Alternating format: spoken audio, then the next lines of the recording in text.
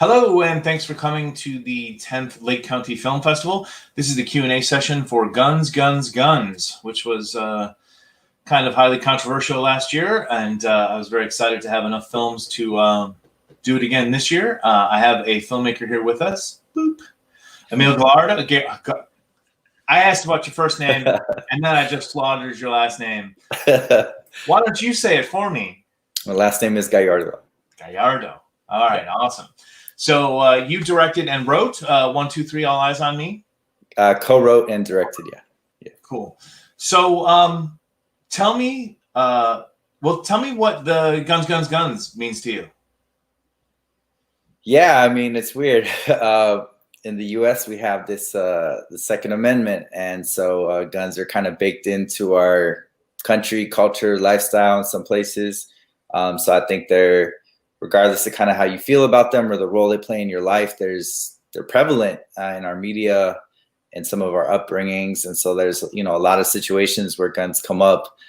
Some of them, like in my film, where there shouldn't be any guns, right? So yeah, I think I obviously haven't seen The Block yet, but I'm assuming that they're all films related to different stories and encounters that involve guns in some capacity. Yeah, the one after you is somebody dealing with the aftermath of a school shooting. Okay. And the one before you is actually kind of playful. Okay. I try to keep them kind of like mixed up. Okay. And then the first one is this super tense, like almost thriller. It's a really nice block. Last year it was mostly filled with documentaries about guns, including a really sharp piece about somebody who went to a school with the intent to be a school shooter and was basically talked out of it. Okay. And so looking at him and how, why, so that we can maybe use this knowledge later. Yeah.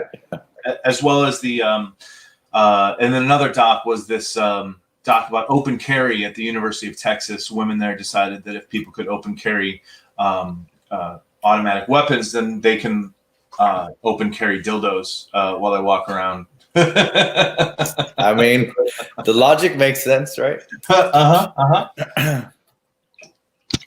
So where did you get the idea, or you and Derek get the idea to make this short film? Yeah, so I think just for some context, so my mom is a teacher for over 30 years. So I've always had a lot of respect for teachers, just kind of watching. I was never in a class of hers or anything like that, but just watching how dedicated she was and how much she cared about her students. So that was just always kind of in the background. And then obviously there's all these mass shootings. And I think as a creator, you're constantly asking yourself, like, how can I contribute to ending this? Like, what is my role in this topic, this issue? And then I had seen the cell phone video, actually took place in Mexico. But in the video, there's a teacher. She has a really young class, similar in age to the one in 1, 2, 3. And these guys are shooting at one another right outside her classroom. And she tells all the kids to get on the ground. And then they get on the ground. And then she asked them if they'll sing with her. And at this point, I'm like, sing with her. And so a couple of the kids start singing with her, and then it became clear she's not only trying to protect them physically by having them lay as low as possible, but she's trying to protect them emotionally and psychologically by taking their mind off of what's happening. And so as they're singing, you're literally hearing like automatic gunfire right outside the window. And I was just so taken by her compassion, her courage, her selflessness, her dedication, that I just felt like I needed to make a film about a person like that and really bring the audience into the classroom and put them in those shoes and make them ask themselves like what they would do if they were in that situation. So many short films have, all independent films have kind of these multiple layers that they're trying to go about. And you really don't. I mean, I really feel like all you did was put us in the shoes of this horrible situation. What did you have a specific purpose in mind, and why did you develop it like that? Yeah, I mean, the goal was very clear. It was bring the audience into this situation to create a better emotional understanding. I think from reading all these articles and of all these past events, we understand intellectually that they happen. But if we don't know someone that was affected or it wasn't close to us, we still feel kind of removed. And because of the frequency, I think people were starting to get a little numb to them. And I wanted to bring it back to like, no, these are people, and even the people that physically survive are not okay. And I wanted to bring the audience into the classroom and make them experience what it would be like. And I mean, I always cite Saving Private Ryan as an example of a film that a long time ago did that for me. That opening scene when the gate comes down and all the soldiers run out onto the beach and then they just start getting blown up. You know, I was transported from my living room onto that beach with them. And as horrible as it was, it gave me this emotional understanding of what war is like without me having to be there. And so I wanted to do the same for the audience in this context. Wow. I'm going to ask a question, but then preface it with what I'm thinking of. Sure. I'm curious if anyone has been misreading this movie, because I saw Saving Private Ryan in the movie theater and found it obviously a deeply affecting experience. Yeah. But on my way out, there were some kids who were like, "Oh, did you see that? That was so awesome when his leg blew off. Oh my God." Sure. Have you seen anything like that? Have you seen people like kind of misreading the film at all? No, I mean, not a single instance, honestly. And I think, you know, the people that typically I've seen now in the last few months that are most impacted by the film are teachers, because obviously, like, it's very easy for them to picture themselves in this situation, but also parents. Right. And, you know, this isn't really a movie. It has a lot of kids in it. We have 20 kids in it. It's definitely not a movie for kids. So I think it's primarily adults. And, you know, we really tried to be conscious of how can we create a very visceral, emotional experience, but not make it glorified, not make it disrespectful or exploitative. There's actually no violence shown in the film. It's all alluded to. You don't see a single person hurt. There's no blood even. So it's all in your imagination. And most people, it takes me to point that out for them to like go back through the film and realize it. But we really, really tried not to kind of glorify anything. And I think, you know, back on the subject of guns, I think in a lot of our media, violence in general is portrayed as this kind of cool, glamorous, like slow motion, you know, Matrix style thing. And, you know, the bullets slow down and it's very cool.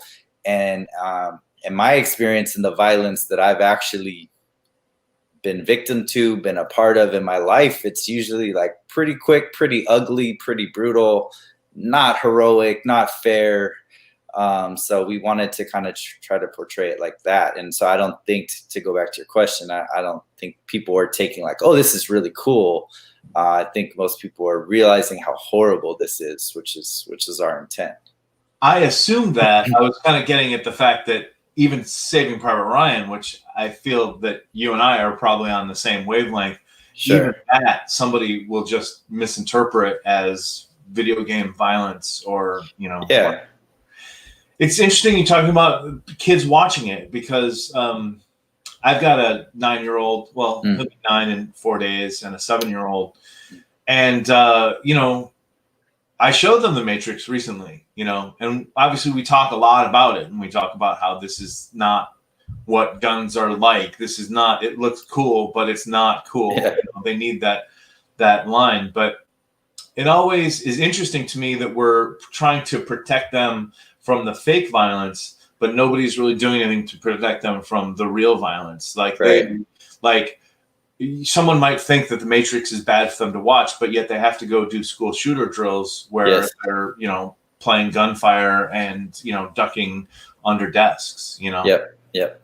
Like, where are we gonna, when are we gonna start doing something about the real violence instead of the imaginary violence? Yeah. So, yeah, I completely agree. We had 2 days of rehearsal, and our first day, so most of these kids have never met each other. They're not classmates. They're not even neighbors. They came from all over the Bay Area here in California. And so our goal for day one of rehearsals is just to bring this group of strangers, including Pharrell, who plays the teacher, and make them feel like a class. So we did these icebreaker exercises. And so one of them, we're in this big like audition room, or rehearsal room, I mean. And we say to the kids, okay, if you like pizza, go to this side. If you don't, go to that side. oh, if you like ice cream, Harry Potter, Batman, whatever, right? And so in every question we asked, do you like pizza? It was still split. Apparently 100% of kids do not like pizza, which was a surprise. But then we ended on how, if you've been in a lockdown drill, go to this side of the room. If you haven't, go to that side.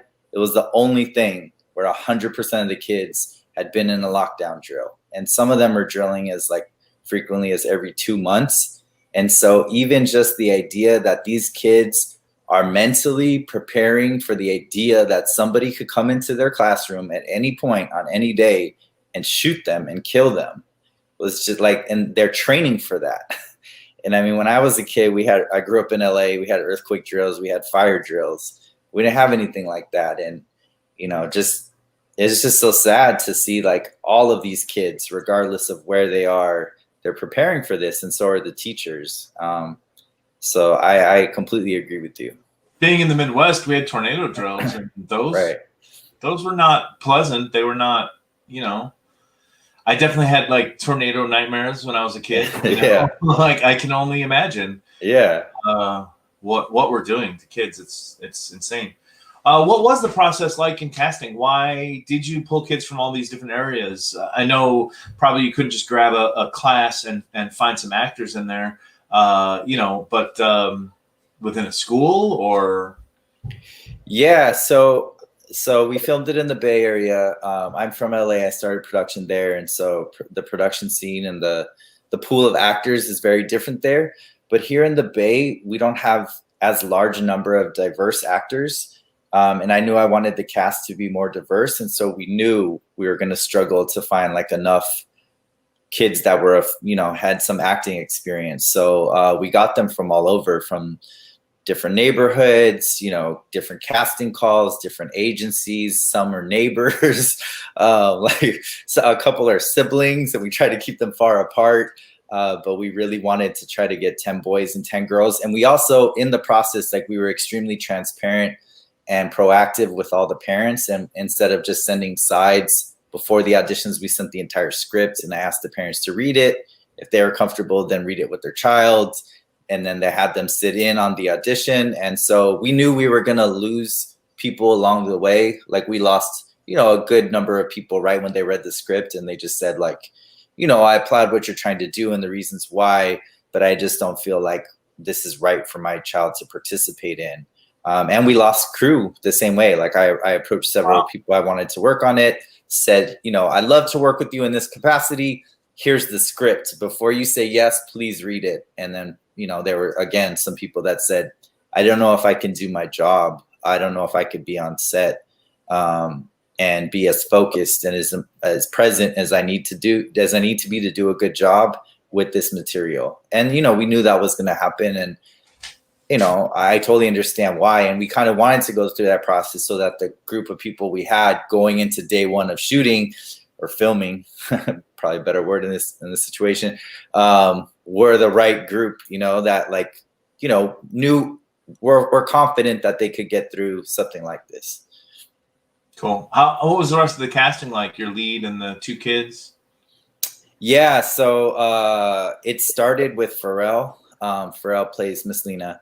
I had this idea in the back of my head that I wanted to make a film on this subject. I had seen the cell phone video that I mentioned, and then I was in this directing class in LA, and Pharrell was one of the actresses who was participating, and she just, I'll never forget this.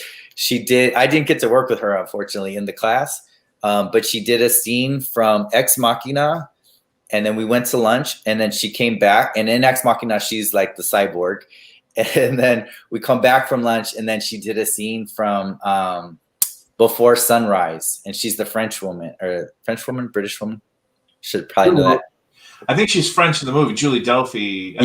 She's French. Yeah.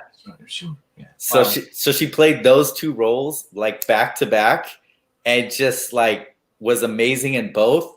And I'm sitting there like, oh my God, like I have to work with her. And so as soon as the class ended, I just made a beeline. I said, hey, Emil, I would love to work with you. And then I had a different kind of vision of the teacher, but seeing Pharrell and meeting her, I'm like, I need to rethink this. And I remember very early on, I texted her and I said, do you play the guitar? No. Okay. Can you sing? No. Okay. Do you speak Spanish? No. And I'm like, okay, I gotta go back to the drawing board a little bit. But then I ended up writing with Derek. We wrote the role for her, having already seen her range. And then I met with her, and we talked about who Miss Lena is. What does she do outside of work? Why is she a teacher? Why does she love her kids so much? Is she in a relationship? What's her family like? And we just dug into the character and then developed it with her. And she just came in and, and did her thing.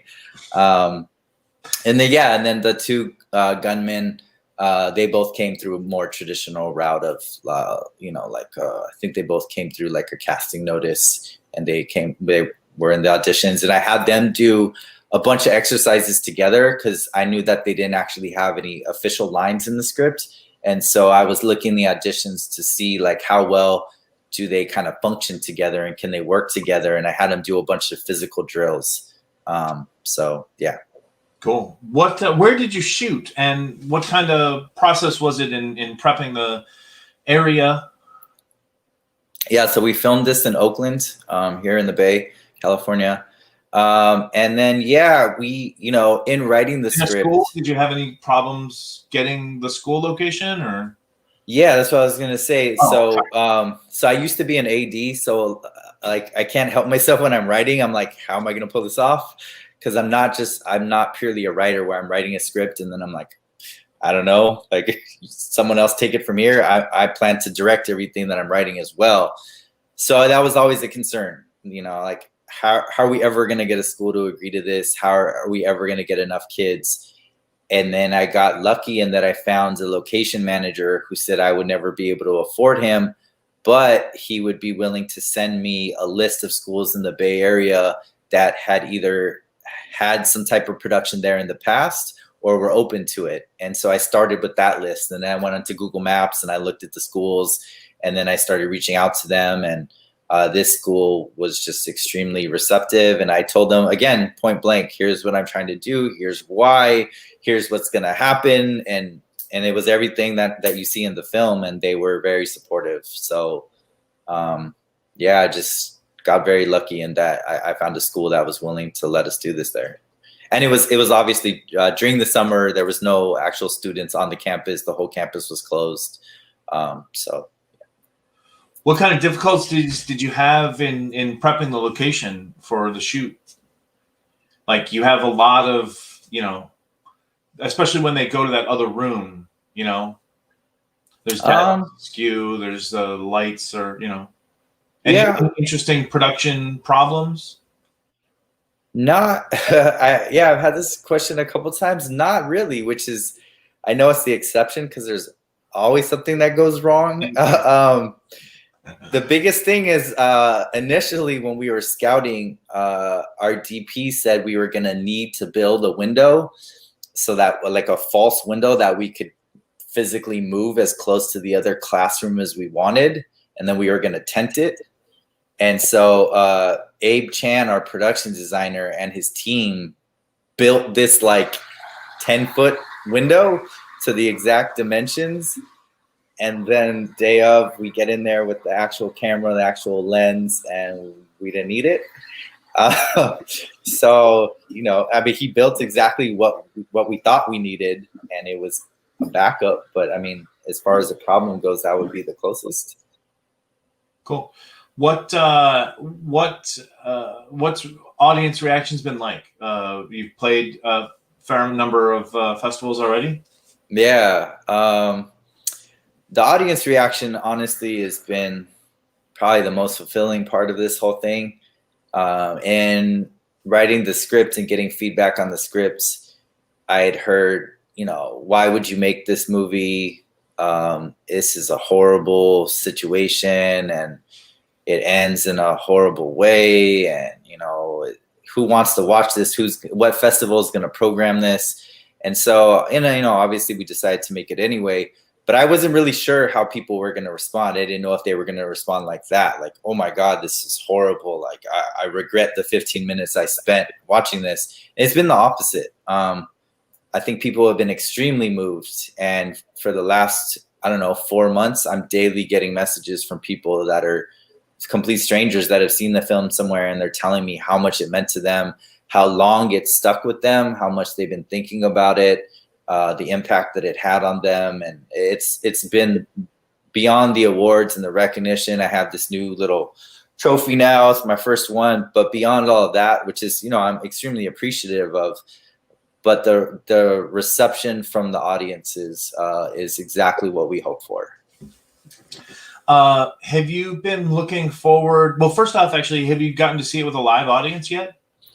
I got lucky right before we started quarantining here in California. It premiered at Pasadena. And even at that time, they had to limit the capacity. So it was like every other seat. So the theater was half full.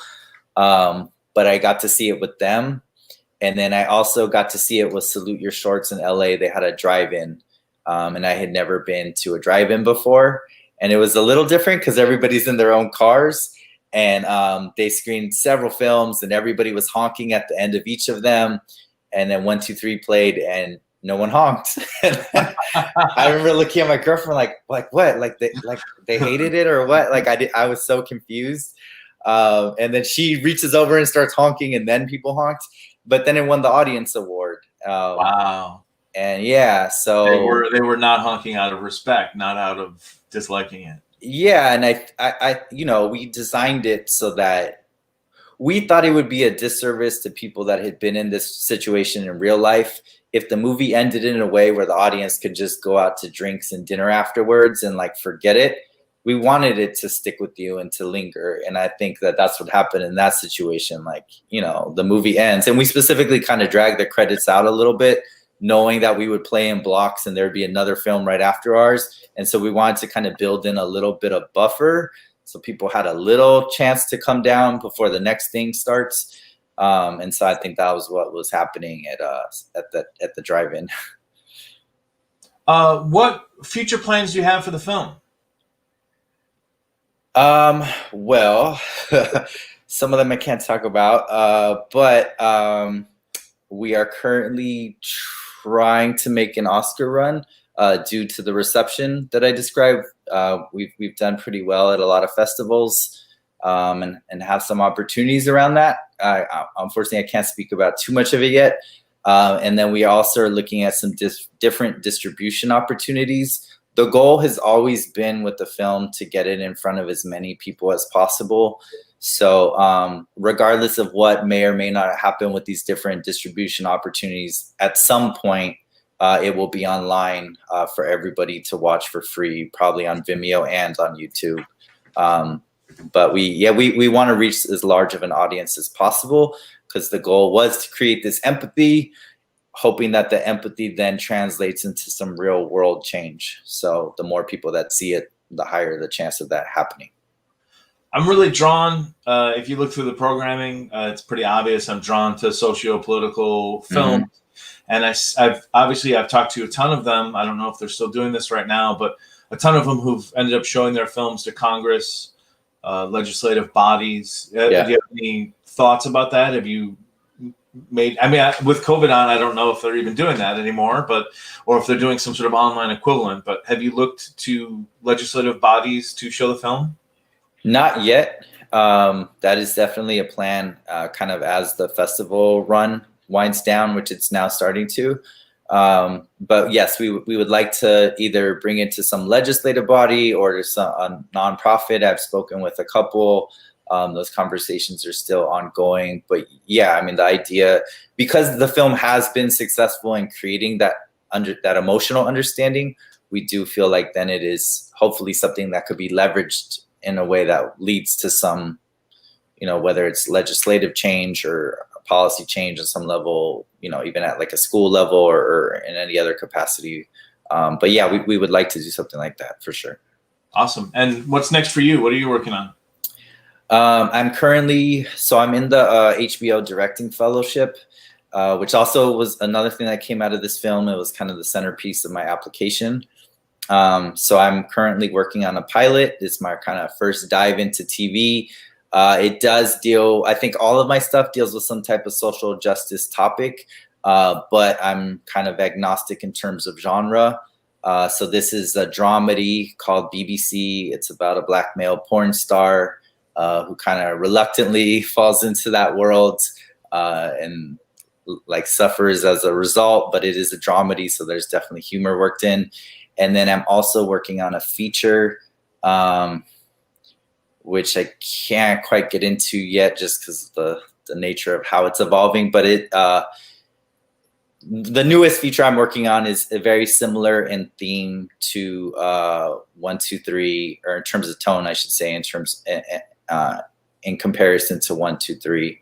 But yeah, I think all of my projects will always have like some substance, some heart. They will always be as authentic as I can make them. That's kind of my promise to the audience, is that I will do my best to represent the people that I'm portraying as accurately as possible, and I will not bore you.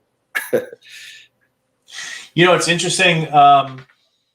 A lot of times shorts are maybe a calling card for a feature or not necessarily something that's intended to stand on its own, but I honestly cannot picture a feature version of 1, 2, 3. I don't think anyone could really take that sort of tension across that amount of time, you know? Yeah, and the goal was never to make 1, 2, 3 into a feature. This is where we saw the story ending and the story starting. So I agree with you. Totally agree. Yeah, it's just interesting that it's perfect as a short for that. You know, for that reason, like when you get an idea and you go, well, some people go, well, I have to do a shorter version. I can't do that. But this is perfect as a short, which is relatively uncommon. So, well, thanks for joining us this Saturday morning to talk about guns and gun violence and your great short film. I wish you all the luck on the Academy Award run. Thank you so much, Nat. Thank you. Yeah, sure. My pleasure. Thanks a lot, everyone. I'll see you in a couple hours.